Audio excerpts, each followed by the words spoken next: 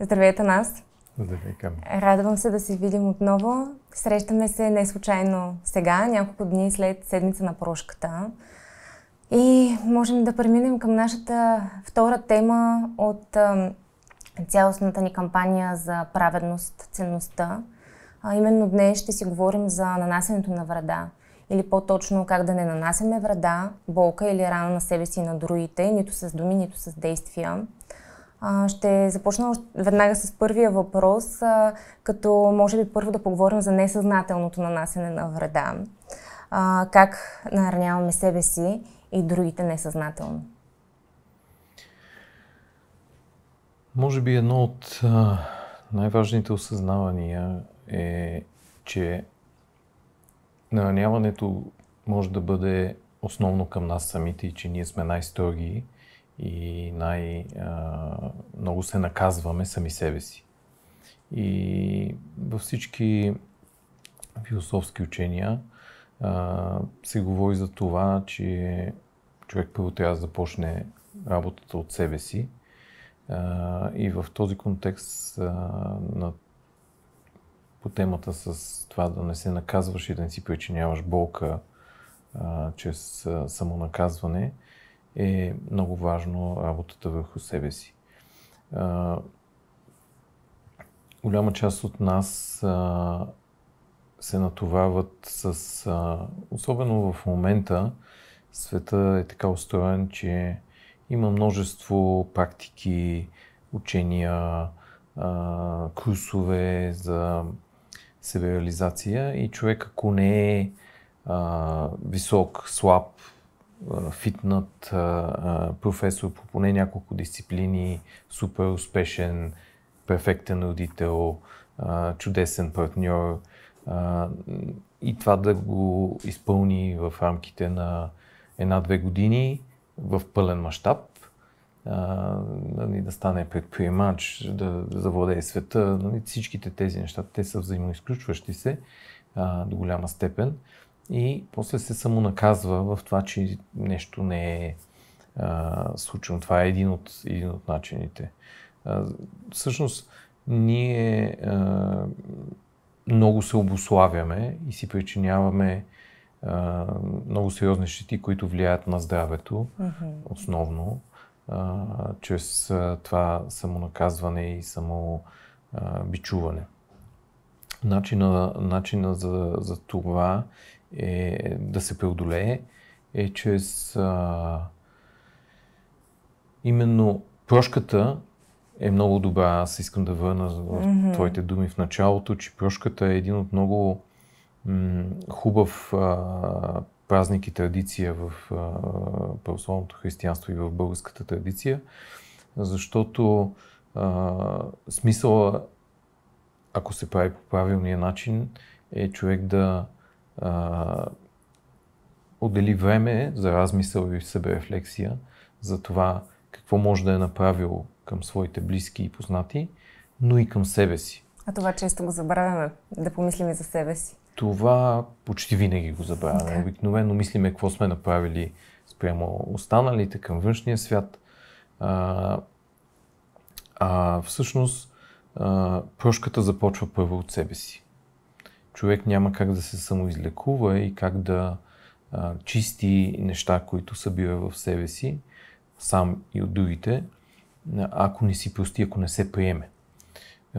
Прошката и в двата варианта, нали, и спрямо себе си, и спрямо околните, е невъзможна без приемане.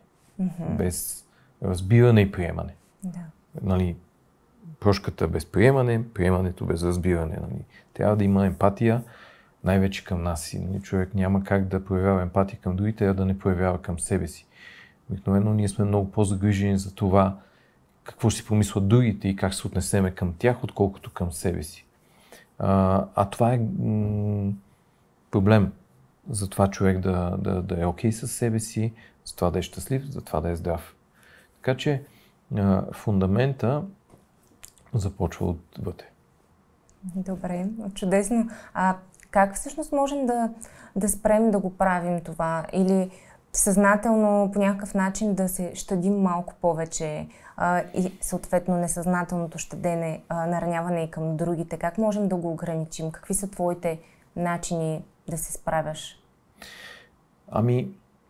Нещо, което бях чел някъде е, че е добре да се отнасяш с себе си, така както би се отнасял към много важен близък човек за тебе. Тоест, няма причина ти да се грижиш примерно за децата ти или за партньора ти или за родителите ти добре, а за тебе да не се грижиш добре. Не го сравнявам, нали? Да. Въпросът е просто, че трябва да е по подобен начин, нали? Както би човек трябва да има ритуали, трябва да има табиети, трябва да има неща, с които си храни душата, нали? С които си доставя удоволствие и има своите моменти в деня. Това е едното. Другото нещо е, че и нашето съзнание, и нашето тяло, те са ни за цял живот. Не може ние да се грижиме по-добре за колите си, отколкото за нашите души и тела. И тук няма нищо духовно, това е много практично. Искаш да живееш добре, искаш да се радваш на внуци и правнуци и да играеш с тях, значи трябва да се поддържаш. А всичко тръгва от съзнанието. Ако всичко е въпрос на майндсет и, извинявам се за думата, за себесъзнание и за възприятие на света. Аз затова много често казвам, че философията е фундамента, е основата, защото тя дава на човеците възприятието за света. Когато ти имаш правилното възприятие, почваш да си много по-спокоен. Едно от нещата, които ние в съвременния свят, следствие на множество обуславяния, на реклама, на маркетинг, които са много хубави неща, но толкова сме заляти чрез всички видове медии, че много се засилваме. Ние постоянно търчиме нещо да направим, нещо да успеем, да тренираш 5 вида неща, да си такъв, да си онакъв. Минималистичният майндсет и да определиш, че имаш едни не 500, а едни 5 важни неща, в които да станеш добър, в които да се чувстваш добре от тях, за които да се похвалиш сам себе си и да си удовлетворен, това работи. Не работи да имаш много неща. Тоест, колкото по-малко, живот с по-малко неща, важни неща, които обаче ти дават наистина стойност. Фокус, грижа и осъзнатост. Точно така. Можем да обобщим. Да, точно така. Добре го обобщи. Добре, ти каза, ще те върна малко назад, каза да се грижиш за себе си, за душата си. Ти как се грижиш за душата си?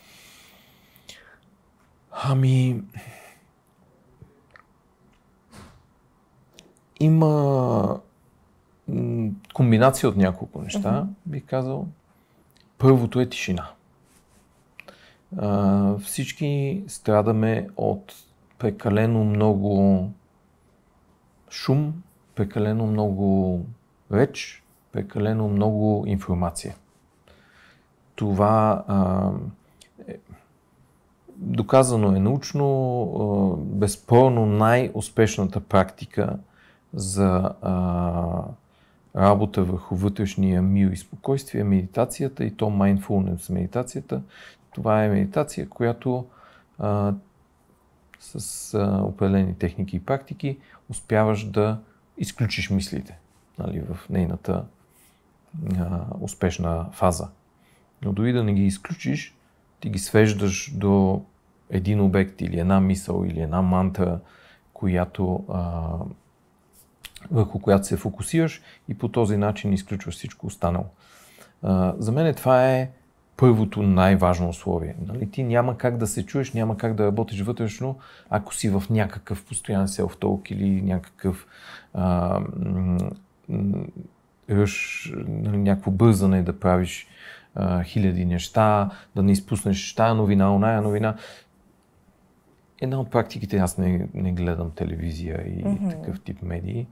Не, че не ги харесвам, напротив, но те, освен че консумират изключително много време, доста обуславят хората и им дигат нивото на тревожност. Така че, първо едното нещо е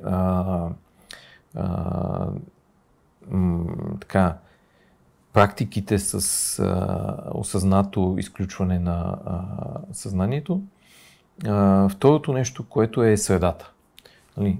И то природата. Нали?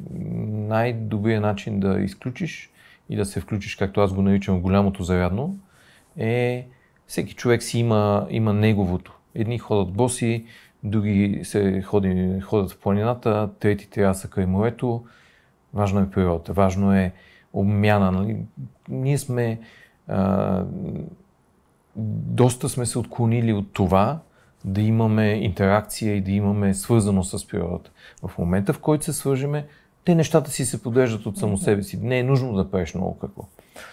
Третото нещо е, което бих препоръчал, е двигателни активности, всяка вид движение, който не изисква съсредоточеност или пък натоварва прекалено много.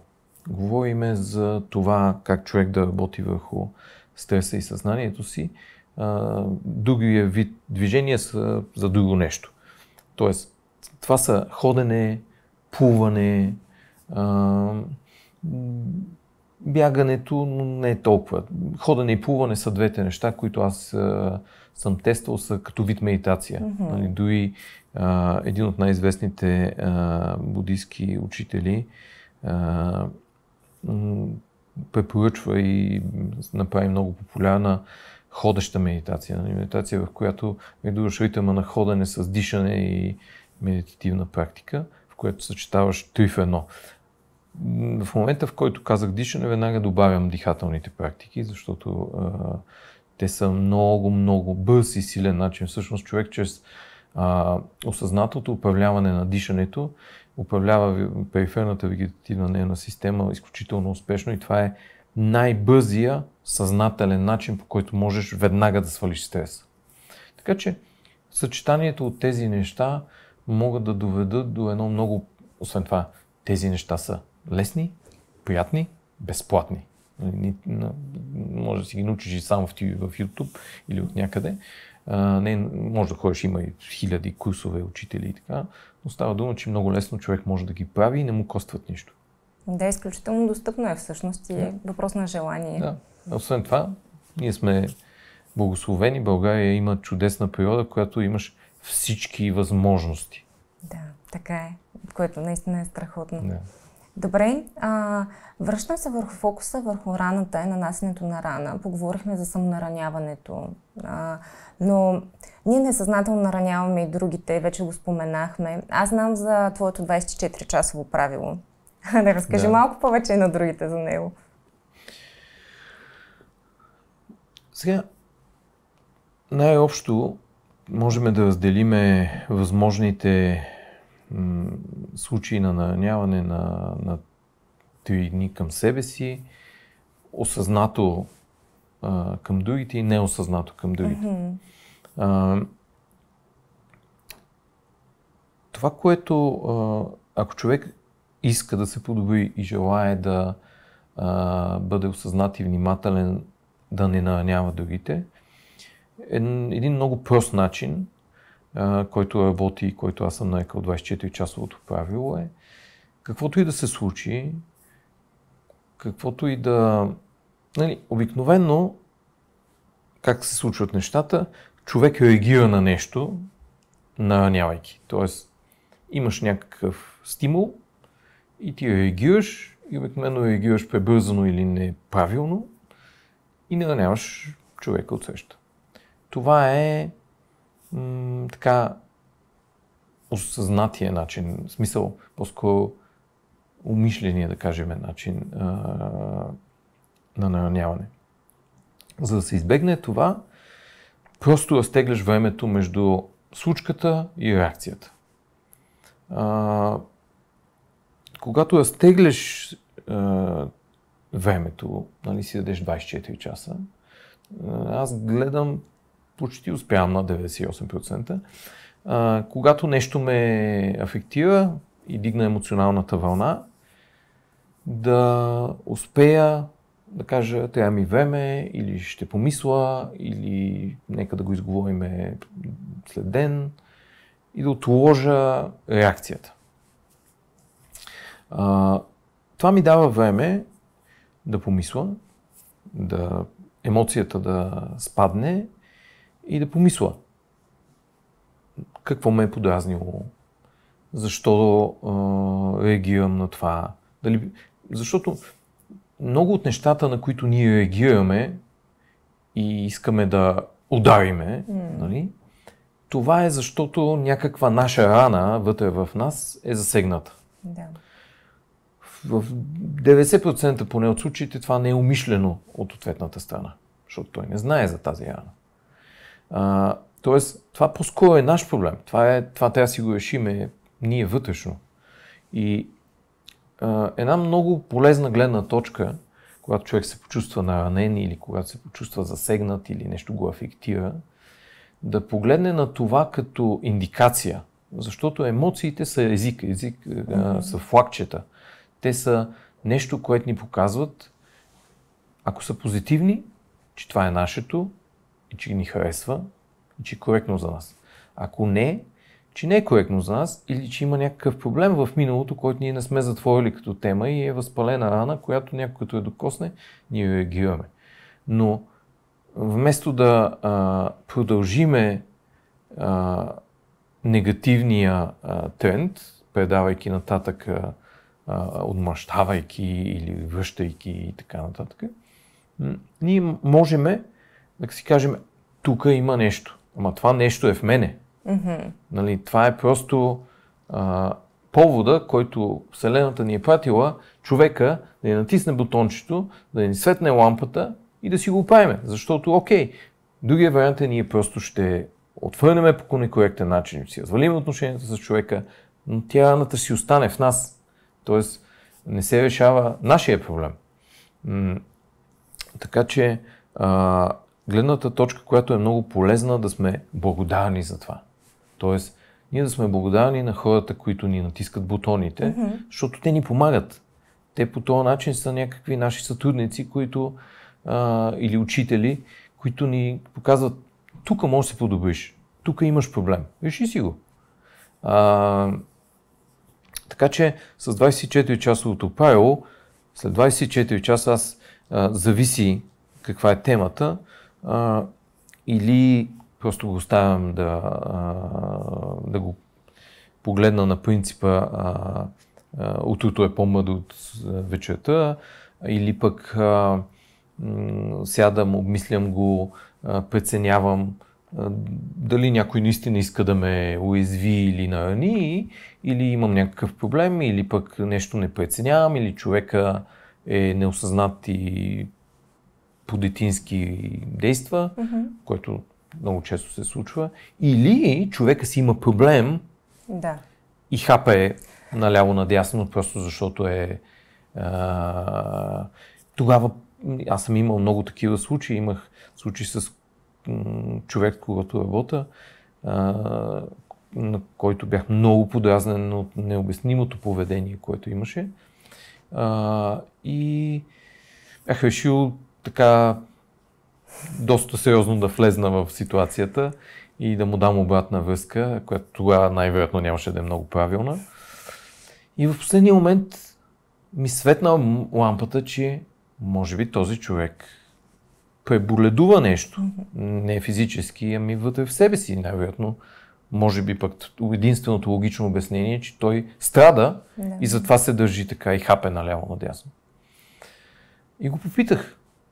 И се оказа, че всъщност той е много зле, не се чувства добре и затова го прави.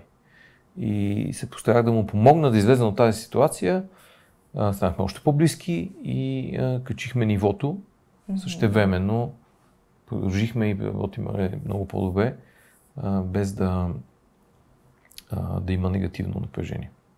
Тук отново сякаш изместваме егото назад и даваме пространство на разбирането, на това да помислим за другия. Абсолютно. Егото е много... Не можеш да поискаш прошка истински, ако има его. То пречи. То вика, аз завежите, ние сме много велики, няма тук да искаме на никого прошка, всички трябва на нас да ни целуват ръце и да... Не е това начина.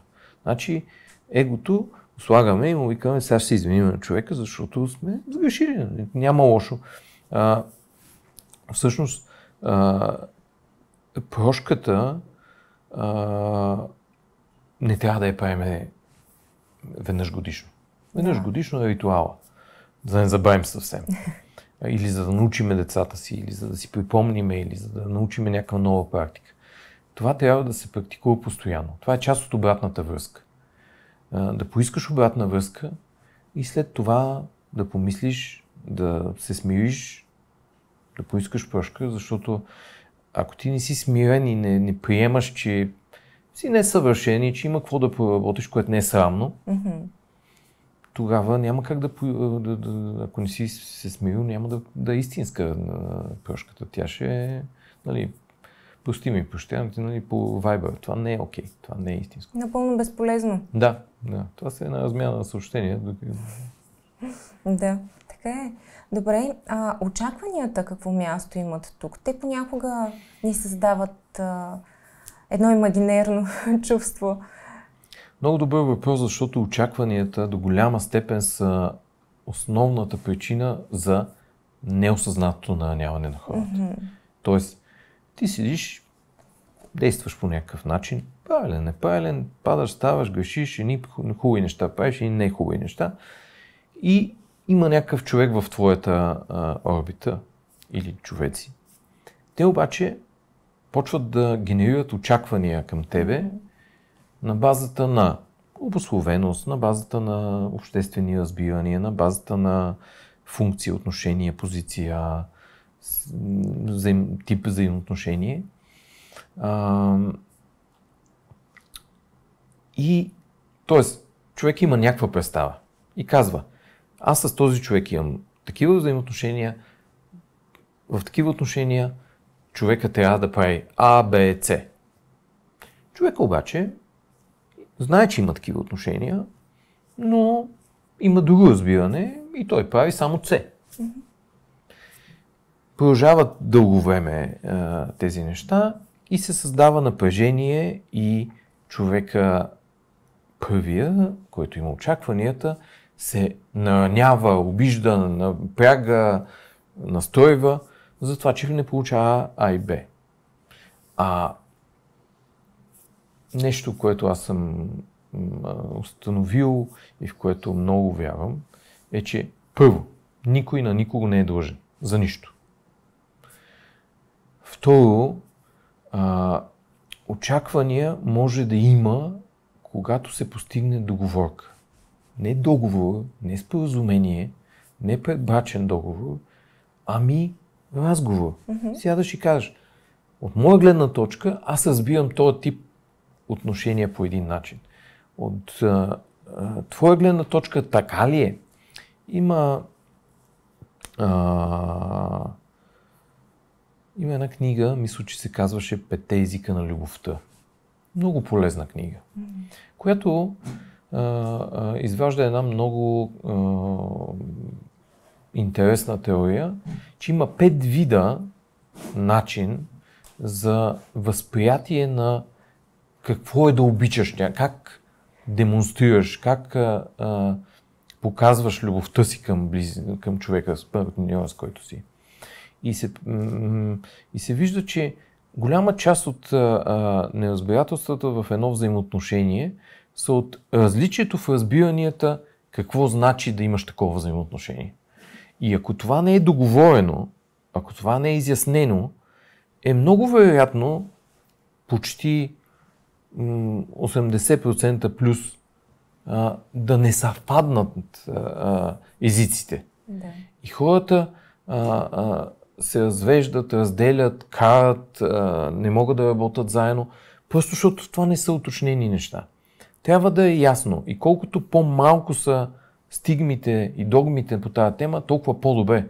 Защото всяко едно правило на тема взаимоотношения води до очаквания. Колкото са повече очакванията, толкова по-вероятно е да има разочарование, защото в большинството от случаите хората нямат нещата, които правят, те не са с намерението да наранят някого или да го язват. Просто те виждат нещата по различен начин.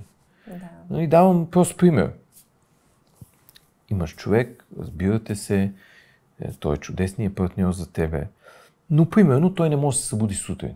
В смисъл, не е такъв темперамент. Да. Събужда се по обяд на 5-то кафе. Ти си обаче човек, който ставаш и си пожинка. Искаш да си говориш, искаш да отвориш навсякъде да е светло, да посрещаш света, да отидеш да се разходиш или тичаш в парка. И това да си го случил преди да си закусил. И ставаш сутрин и твой човек не те поздравява. Той е като зомби, не говори с тебе и ти си викаш, той човек не ме обича, кай? Нещо стана, има друг. Изневерява ми или нещо прави, или нарочно го прави, умишлено иска да ме смачка, иска да ме убие. Всичко това не е. Това е просто различна физиология, различен такова. Това като се изговори по начин, по който е уважително, с емпатия, с желание, с добронамереност, нещата се подреждат. И ти разбираш, че може да излезеш да тичаш в парка, да си направиш твоите ритуали, след което да направиш кафе на твоя човек, който не може да се събуди без кафе. Което звучи много добре. Да. Едно страхотно решение. Да. Добре. Да открехнем обаче вратата и малко към осъзнатото нараняване. В предварителния разговор с теб аз ти казах, звучи много крайно, всеки ще си каже, как аз не го правя? А всъщност не е точно така. Всъщност често нараняваме хората с нашите действия и то съвсем съзнателно. Кажи ми малко какво е всъщност то? Как го правим? Как го виждаш ти? Осъзнатото нараняване е може би най-сериозният проблем. Защото то си е, като казвам осъзнато, имам предвид не е Светата инквизиция. Абсолютно. Имам предвид ежедневните малки решения, в които казваме сега ще направим лекичко ето така, за да може този човек да получи урок, за да му дойде къла, за да ме уважава повече. Първо, причината винаги е его. Или наранено его. Но пак е его. Тоест, има едно така нареченото златно правило, което го има в абсолютно всички философски и религиозни системи. Може би това е единственият постулат, който, или един от малкото, който го има като концепция във всички учения. И то е, не прави това, което не искаш да бъде направено на тебе. Точно толкова е просто. Но, тук егото казва, ние сме изключителни. Златното правило е много готино, трябва всички да го спазват, но не ние, защото ние сме специални. И ако не сме специални, имаме лиценз, както се казва в Джеймс Бонд, да убиваме, да тормозиме хората. Това, освен че е адски нездравословно, защото човек, правейки тези неща, храни и така задоволява егото си на момента. Но трови душата си. Поради простата причина, че освен егото в нашето съзнание има и съвест, която казва, виж сега, вие сте много отворени с егото, много сте специални, правите си каквото си искате, но това не е окей. Каквото и да кажете, последната инстанция на съвестта, която казва, не е окей, да си знаеш. И това създава един вътрешен конфликт, в който ти хем искаш да всички много да те харесват, да имаш много лайкове, да си най-якия. Същевременно знаеш, че правиш кофти неща. Така че умишленото нараняване се практикува постоянно. Друго нещо, което в будизма се казва, че най-големият проблем на човечеството е невежеството. Според мен причината хората да правиме тези неща е от недостатъчна грамотност, как тези неща вредят най-вече на самите нас. Когато човек ги прави тези неща, много по-голяма щета нанася на себе си, отколкото на другите.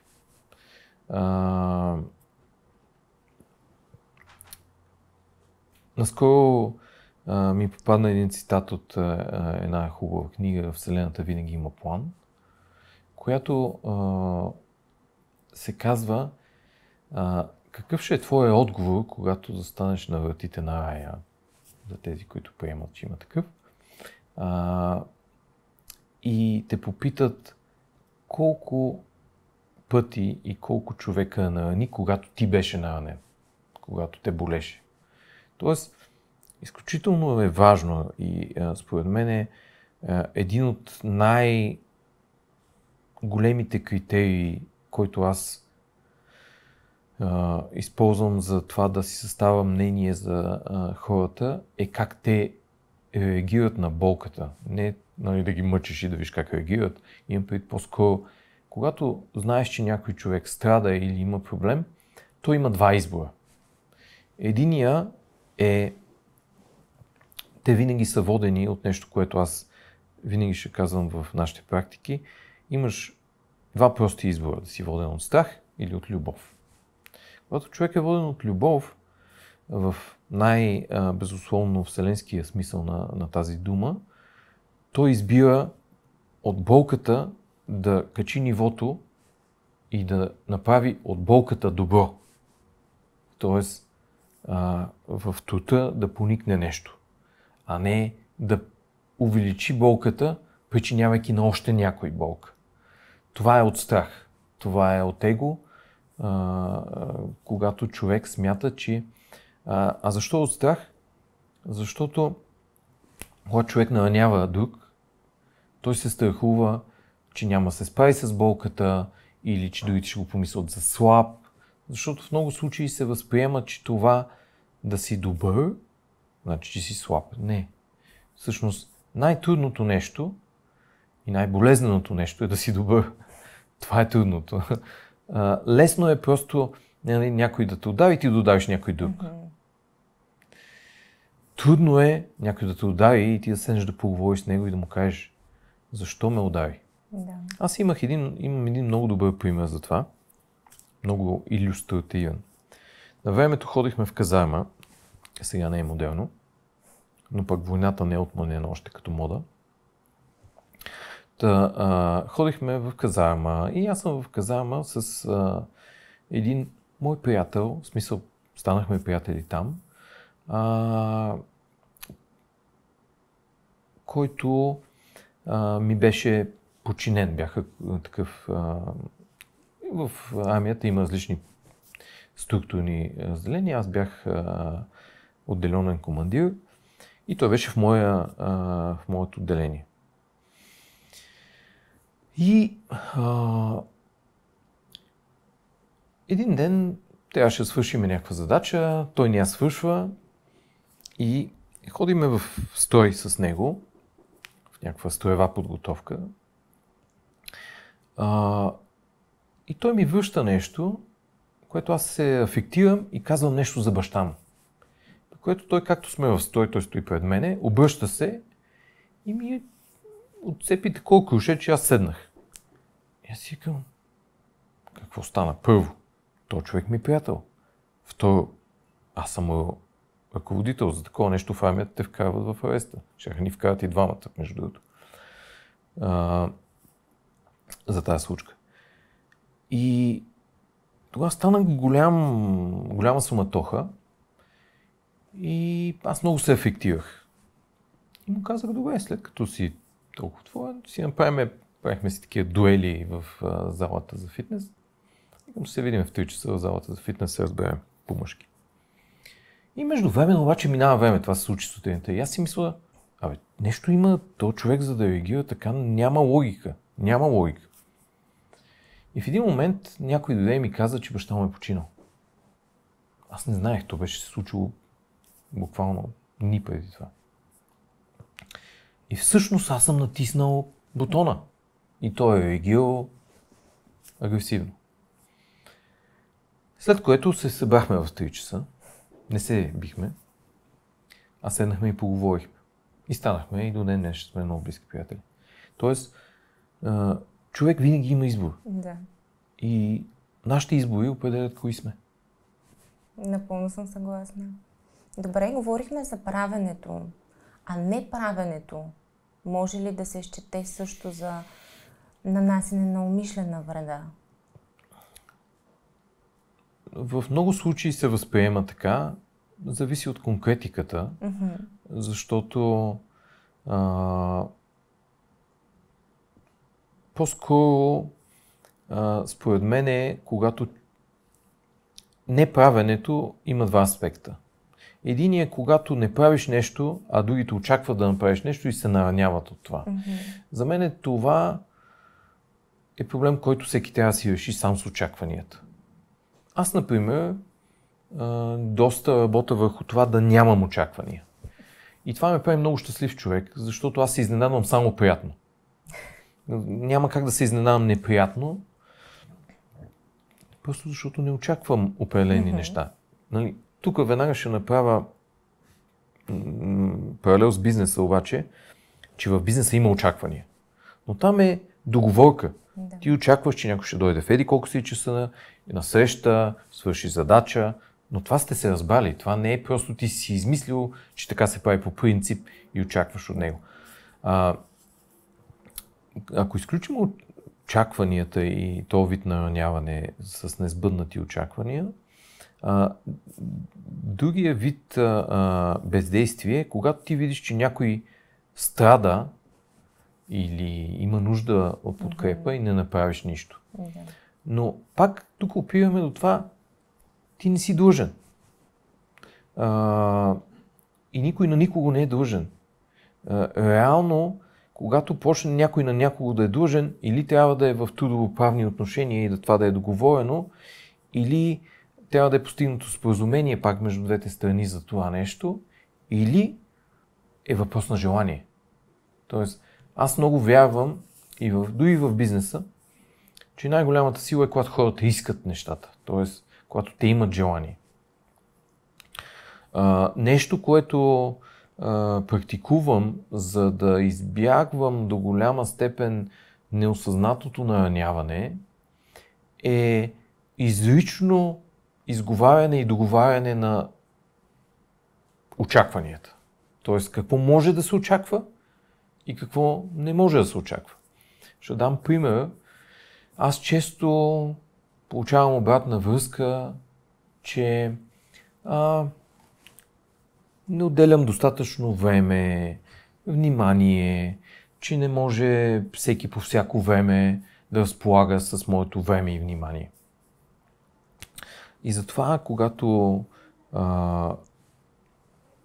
има някакъв тип взаимоотношение с хората, аз се старая максимално да сложа какво мога и какво не мога или не искам да дам. Нали? Защото според мен това е честно. Да се каже, това мога, това не мога. Това не искам и не е моето, защото може пък нещо да не е окей за мен, здравословно. И давам прост пример. Аз предпочитам, чувствам се здравословно добре да ям по-рано. Хората, особено в България, се измести традицията, ядат в 8, 9, 10 часа вечерно време вечерят. За мен е това и това очакване. Нормалното, хората казват, че излизаме на вечеря, очакват да е 8-9 часа. Аз пък имам друго очакване. И затова давам много прост пример, нали, в който, за да няма разочарование, за да няма настроение, си казвам, аз ям по-рано, можем ли да се съобразиме някъде по средата, примерно в 7 часа. Ако не е възможно, аз ще си хапна по-рано и ще ви джойна после да правя компания. Да. Добре, говорейки за нараняването, можем ли да към методите за нараняване, можем ли да включим и споделянето на информация, обсъждането, понякога дори споделянето на истината, може ли също да бъде разглеждано като умишлено нараняване? Няколко нюанса ти давам. Да. Човек, ако иска да е изряден и да се чувства в хармония, така, идеала за това е да има хармония между мисли, думи и дела. Но освен да са в една сюжетна линия, ако те са и правилни, вече си много, много качил нивото. Много хора смятат, че изземат една функция на една по-висша инстанция, да съдат хората, да преценяват кое е правилно и кое не е правилно. Това първо би го нарекал безполезно, второ определено не е в нашите права и задължения. Дори към себе си. Това, което можем да правим е да се учиме от постъпките на другите и нашите свои и да се подобряваме, а не да ги съдиме.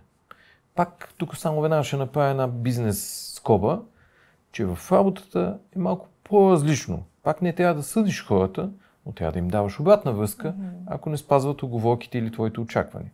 Затова имам скобата бизнес. И се връщаме на това, че една от най-големите отрови е нещо масово практикувано. И то е от безцелното и безгрижно обсъждане на всичко и всички, през откровените клюки и интриги и стигнем до нещо, което е много хора могат да смятат, че е нереално, но се практикува съвсем реално до магии, заклинания и всякакъв вид злоумишлени практики, свързани с навреждане на даден човек. Така че всичките тези три вида интеракция и въздействия са много, много неправилни от вселенска гледна точка и имат един много практически лош смисъл.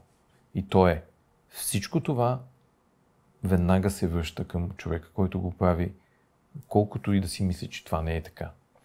И човек по този начин може да навреди на много неща. Ще започнем от най-простото това, че всички обсъждат всички и всичко. Това е много нездрава практика, която освен, че хаби въздух и енергия,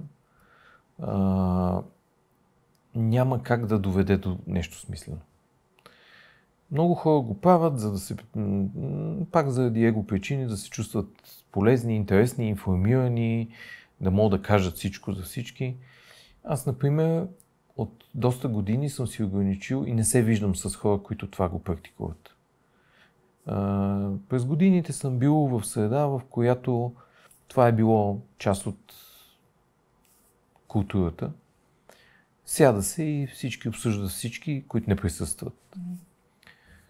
Това не е интересно за мен и освен, че не е интересно, не е коректно. Не е коректно. Ти няма как да искаш да си правилен или да имаш такива отношения с хората, защото това е лицемерие. Това не е истина. Ако ти имаш някаква твое възприятие за истината за даден човек, има и си я, нали? Това е нещо, което ти смяташ по въпроса. В много от случаите това дори за теб самия не е верно, защото не си достатъчно информиран. Не знаеш човек какво му е, не знаеш какъв му е пътя. Нали, аз съм имал случаи, така, поради стечение на обстоятелствата и позицията ми в пространството, имам доста информация. И рано или късно, нали, кой какво обсъжда за мене, стига в доста голям обем до мен. Много е забавно, защото има хора, които ме съдат за неща, които не знаят. Те виждат някакъв отрязък от една картинка и не виждат айсберга отдолу, който е, и причините. И в много случаи аз съм имал хиляди ситуации, в които нещо изглежда странно или неправилно, а ти всъщност спасяваш някакъв човек, ама се вижда, примерно, нали, т.е. примерно виждаш капе кръв, ама тая кръв е защото си заколил някой човек или защото го спасяваш този човек. И това не се вижда. Т.е. някой вижда, че ти си с кръвавени ръце. Ама ти може да си направил да си изродил дете в това, с тези ръце. Тоест,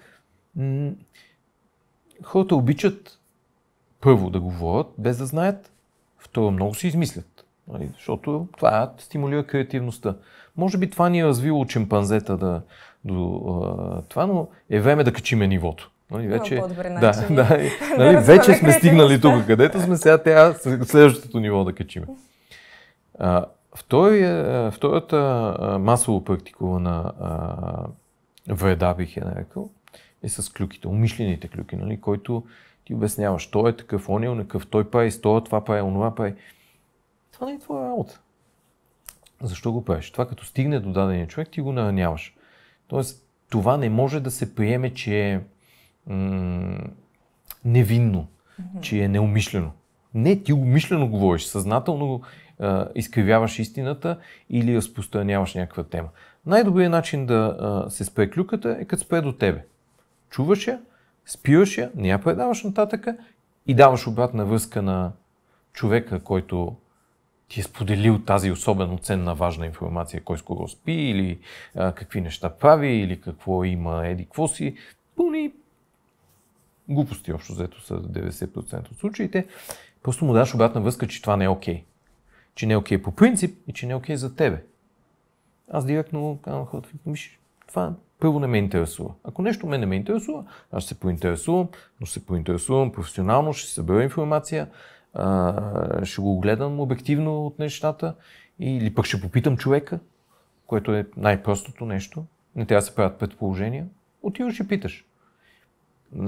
Вместо давам пример в офисна среда.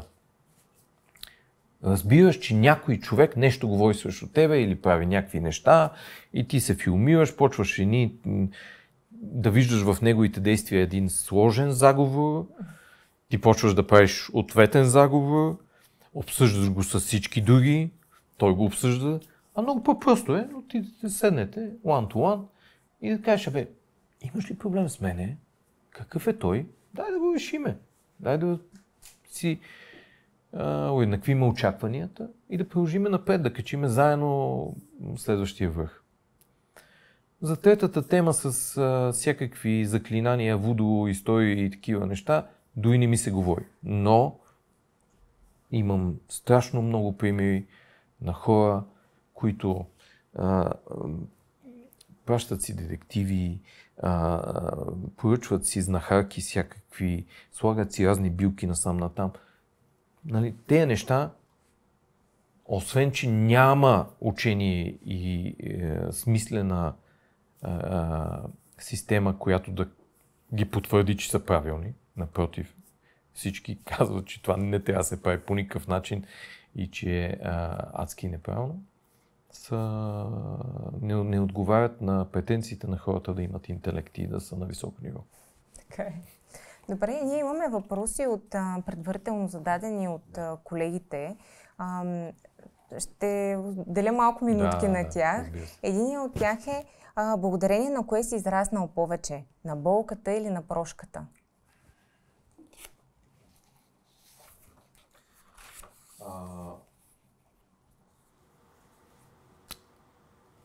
света работи така и ние човеците израстваме само чрез болка.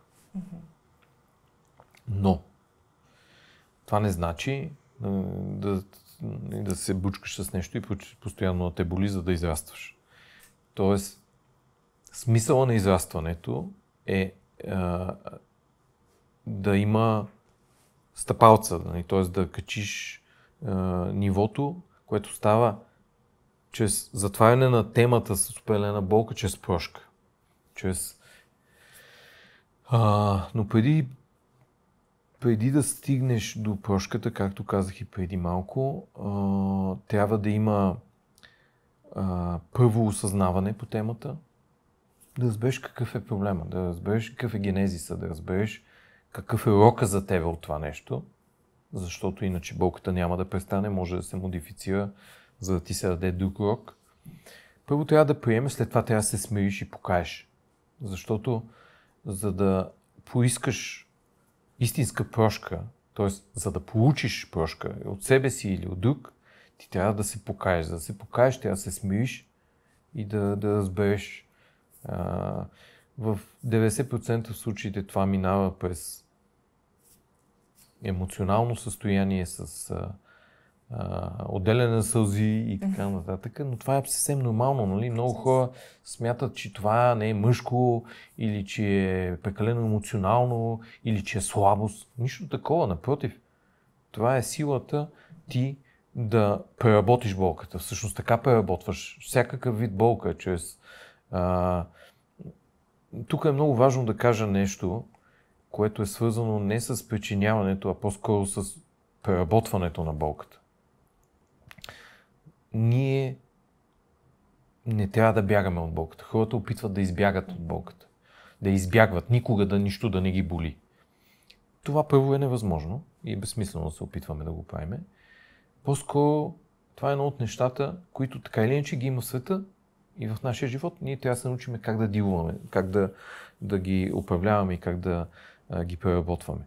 Преработването на болката минава през преживяването й. Минава през това да се потопиш в нея, но не да потънеш.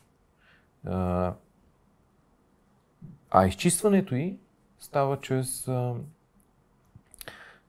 осъзнаване и смирение и да поискаш прошка чрез смирено и осъзнато. Говорейки за силата, за слабостта, сега, които спомена, прошката качество на силния ли е и слабите умеят ли да прощават, са ни попитали?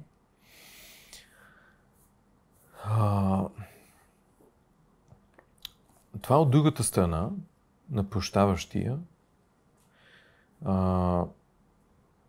Дори аз самия често ми трябва за някои неща, ми трябва време да преработя гледната си точка и болката, причинена от някой, за да мога да му простя истински. Защото това, което се практикува на празника, за който говорихме, е хубава подсещанка, но истинската практика на прощаване изисква време. И изисква процеси от двете страни. Особено когато е сериозна травма или някаква дълбока рана и болка, която човек е причинил волно или не.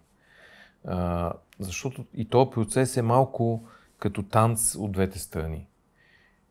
Единият човек трябва да каже, че го е заболяло, другият човек да разбере какво е направил, да го осмисли, да се покае, да поиска.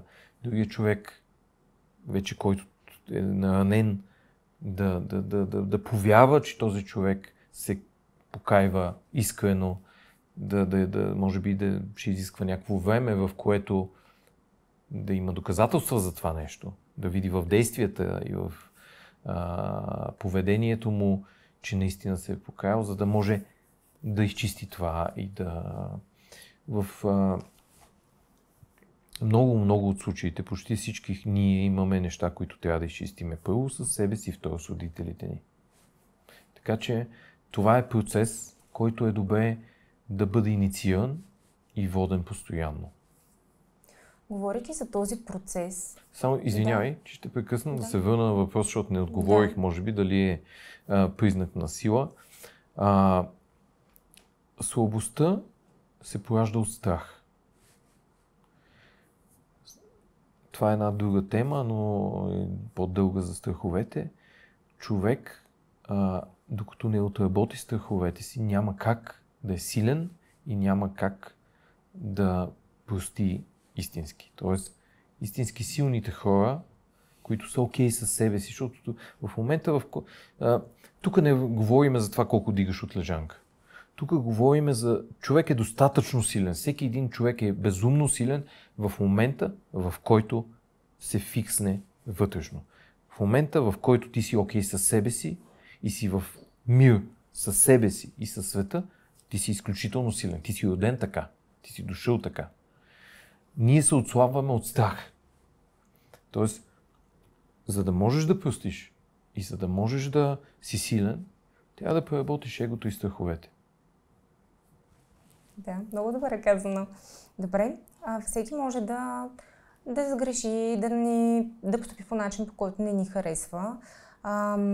Но докато дойдем до този момент на прошката, ние задържаме някакъв гарян в себе си, неприязан. Как успяваш ти да свалиш този товар от гърба си и да гледаш с любов към този човек, а не с негативните емоции?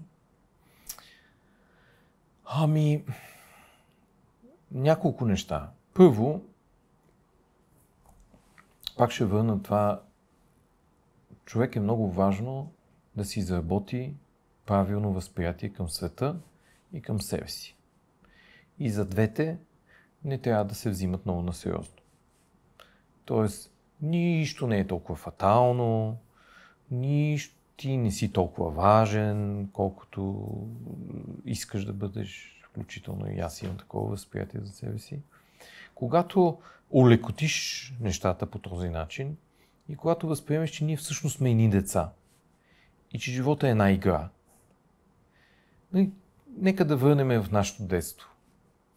Как е било като си играл, като си бил дете? Случва се нещо, нацупваш се, разбирате се, разменяте си реплики, но нищо не остава във времето. Да. Нали? Просто си играеме. Това е една игра. И че този живот е същото. Ние го приемаме много сериозно. Има едни пари, има политика, има отношения, това. Пълни глупости. Нали? В крайна сметка, ние сме едни човекоживотни, които спиме, храниме се, размножаваме се и всичко е завъртяно около това. Няма, нали, нещата могат да са много по-прости. Ние ги усложняваме. Така че трябва да го караме по-спокойно.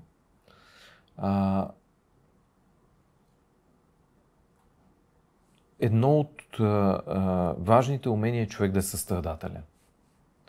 И да разбира, че да не приема лично нещата, да разбира, че някой ако прави нещо, това е или от незнание, или от неосъзнатост и ниво, на което е по собствения си път все още, или е от причинена на него болка, която той не може да преработи и реагира с лошо. И в тия три случая има различни стратегии, с които можеш да го отработиш. Задължителната обаче е нещо, което аз винаги препоръчвам, е да се даде обратна връзка. Т.е. да се говори. Всъщност, ние, цялото човечество, въпреки че имаме супер много вече комуникационни, никога човечеството не е можело толкова бързо, толкова лесно, безплатно да комуникира с всеки навсякъде, по всяко време. Но ние не комуникираме. Хората си пишат, но са лицемерни. Те не си казват, това не ми е окей. Или примерно да му кажеш, това както го правиш, не ме кефи. На времето един много близък мой човек ме научи на едно нещо много важно.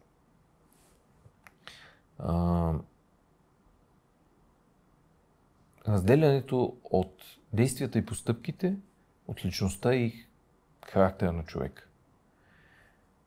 Много често ние натемосваме човек заради неговите действия и постъпки. А това не е така. Един човек може да действа по нехаресващ ни начин поради много причини.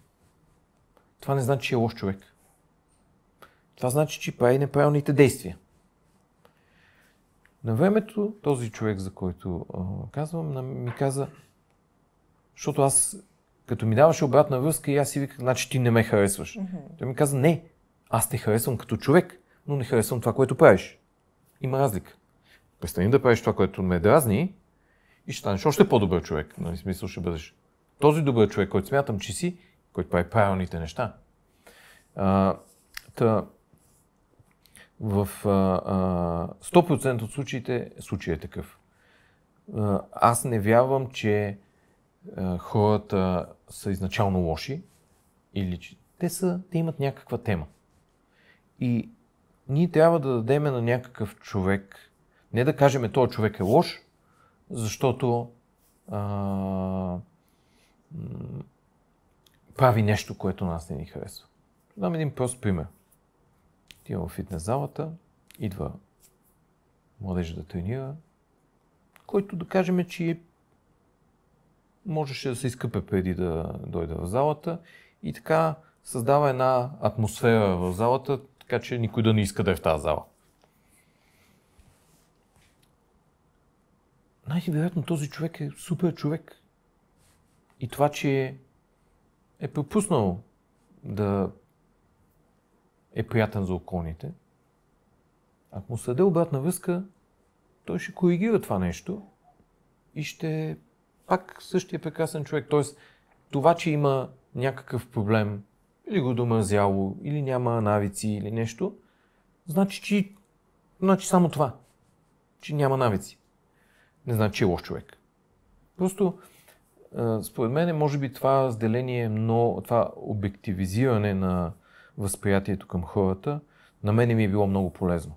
Тоест да разделя действията им от същността им.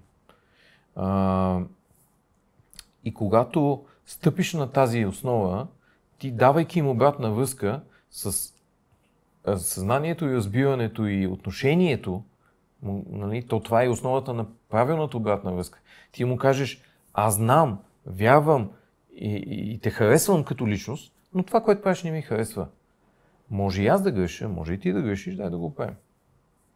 Чудесно. Това е една много хубава гледна точка, която ни даваш за размисъл в края на нашия разговор.